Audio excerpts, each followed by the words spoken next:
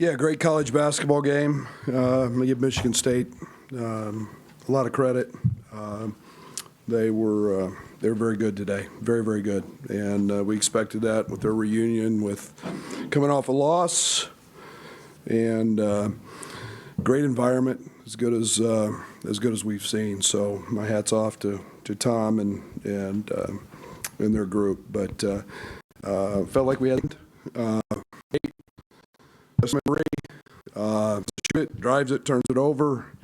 That was followed by a couple more turnovers, and then some blown defensive assignments on Malik. So give them credit. They executed. We didn't. We missed the front end of a one-on-one, missed some wide open shots. I felt good about our shots, but we had that little stretch there where we kind of turned the ball over uncharacteristically, and that stretch in a close game was what broke our back. When it came to those two turnovers, like late, Tyson has the steal and then AJ gets the steal. Was that a matter of them stepping it up defensively, or do you think it was more no, like those had no outcome on the game, truthfully. I mean, the game was pretty much decided by then. It was just the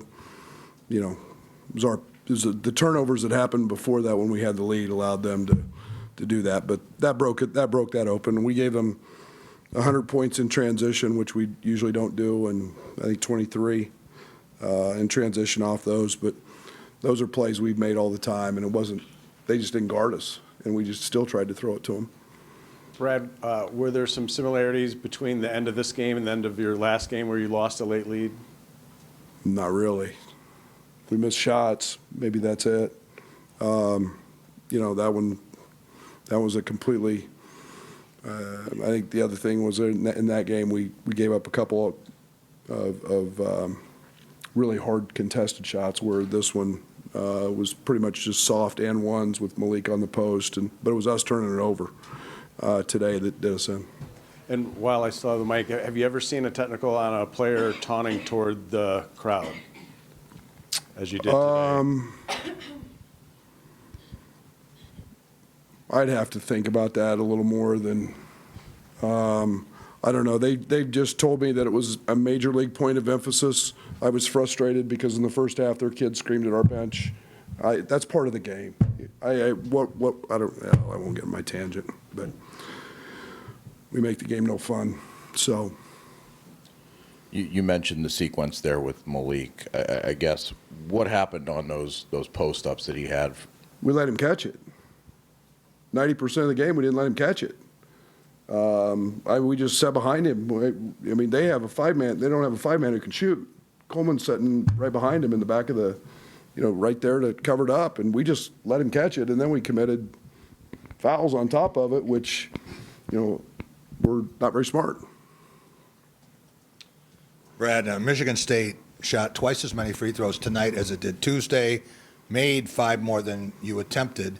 How different a team is it when it's aggressive and goes to the basket instead of just throwing it around the perimeter? Yeah, it's almost a flip of the game in Champaign, where we got to the line and we're aggressive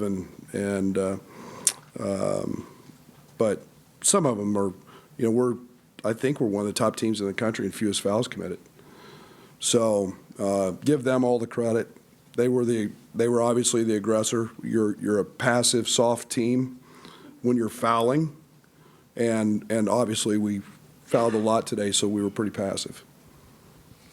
Brad, obviously Malik was going at Luke a little bit there, and Quincy has struggled a little bit recently. I think Ty only played 2 of the last 13 minutes. Did you think about going to him, or what went into that decision there?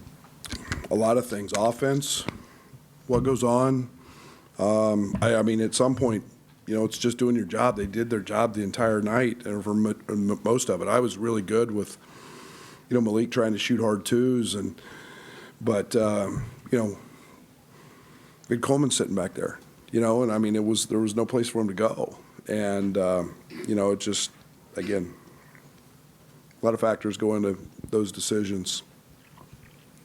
Michigan State shoots 53% from the field. I mean, are you concerned about where your defense is at this point of the season?